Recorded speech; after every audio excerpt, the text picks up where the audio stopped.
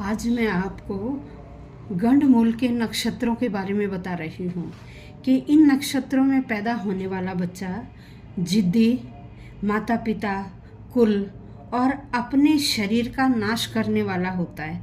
अगर वह बच जाए तो धन, घोड़े, कार, कोठी आदियों का स्वामी होता है। ऐसा बच्चा 14 से 21 साल तक बहुत ज़्यादा जिद्दी और उल्टे सीधे कार्य करने में सक्रिय होता है, डरता बिल्कुल नहीं है और 21 साल से 28 साल तक इन नक्षत्रों का प्रभाव कम हो जाता है और 28 साल के बाद वह बालक अच्छा जीवन यापन करने के काबिल हो जाता है। इसीलिए इन नक्षत्रों में पैदा हुए बच्चे का गंडमूल शांत करवाना पड़ता है। गंडमूल 27वें दिन यानी अगले उसी नक्षत्र के दिन गंडमूल शांत कराना होता है।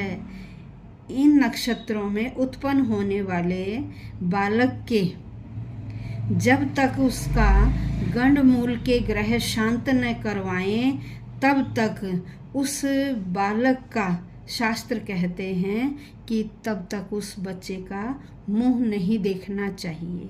27वें दिन मूल शांत कराने के बाद ही उसके पिता को उसका मुख देखना चाहिए।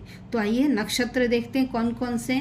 मूल नक्षत्र है, आश्लेषा नक्षत्र है, अश्वनी नक्षत्र है, मघा नक्षत्र है, ज्येष्ठा नक्षत्र है और रेवती नक्षत्र है। इन नक्षत्रों के 4-4 चरण होते हैं।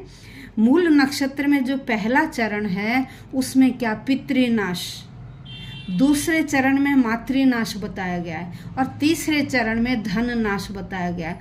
चौथे चरण में यदि कोई बालक चौथे चरण में, मूल के चौथे चरण में पैदा होता है तो उसे घर में शांति भी होती है, सुखों की प्राप्ति होती है उस घर में और उस बालक को भी बड़े शांति से सुखों की प्राप्ति होती है। दूसरा है आश्लेषा नक्षत्र। आज हम केवल 2 नक्षत्रों के बारे में ही करेंगे।